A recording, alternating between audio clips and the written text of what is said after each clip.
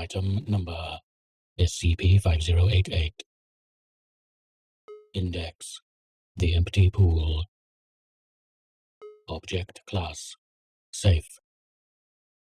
Special Containment Procedures: The building containing SCP-5088 is to be sealed off and kept under guard by security personnel at all times.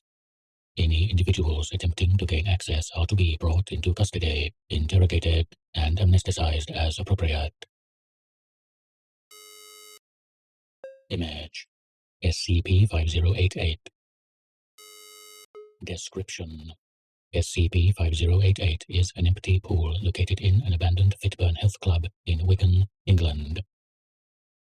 Although all forms of analysis confirm that no water is present within SCP-5088, objects placed within it will behave as if there is, floating or sinking to the bottom as is appropriate for each individual object.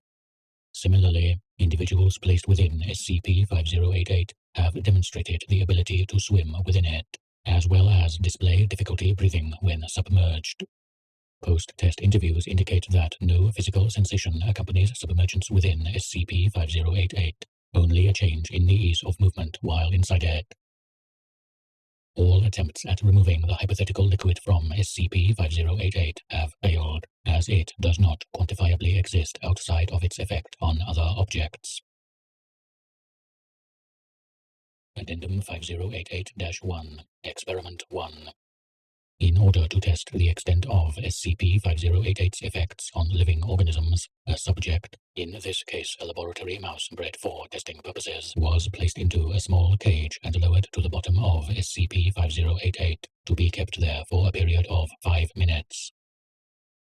The subject immediately became distressed when submerged in SCP-5088 and attempted to escape from its cage, but was unable. Subsequently, it was observed to hold its breath for a period of 3 minutes, following which it twitched numerous times and became inactive. At this time, observation of testing implants confirmed that the subject had expired due to suffocation. However, when removed from SCP-5088, the expired subject was observed to reanimate, with all vital signs returning to a neutral state. Following this, however, it did not respond to stimuli and expired again several minutes later.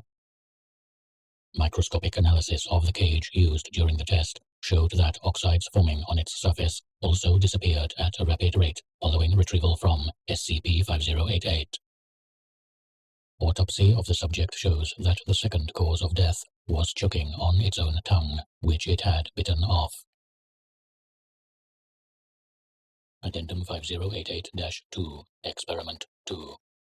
In order to discern whether SCP-5088 inherently possessed reanimation capabilities, or whether reanimation was a delayed response to the subject drowning in a liquid that did not exist, several already expired subjects were lowered into SCP-5088. No unusual results were observed. All subjects remained dead. Addendum 5088-3, Experiment 3. In order to further clarify SCP-5088's unusual effects following suffocation within it, human testing was approved. As in the original test, the subject, in this case D-22122, a 32-year-old woman with no history of suicidal tendencies, was placed within a cage and lowered into SCP-5088. Anesthesia was provided so as to discourage behavior which could jeopardize the integrity of the test. Once submerged in SCP-5088, subject was left until death by suffocation was confirmed via testing implants. It was then retrieved from SCP-5088. Upon leaving the bounds of SCP-5088, the subject immediately reanimated as in the previous test, then proceeded to scream hysterically and run towards the nearest wall, despite the efforts of security and testing personnel to restrain it. It then began rapidly striking its head against said wall with great force, falling unconscious after 5 strikes. During this period, the subject was observed to repeat the words, "It's waiting for me. It's all waiting for me back there."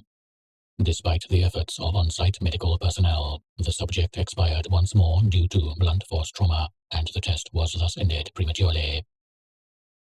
Prior to expiration, subject was observed to smile.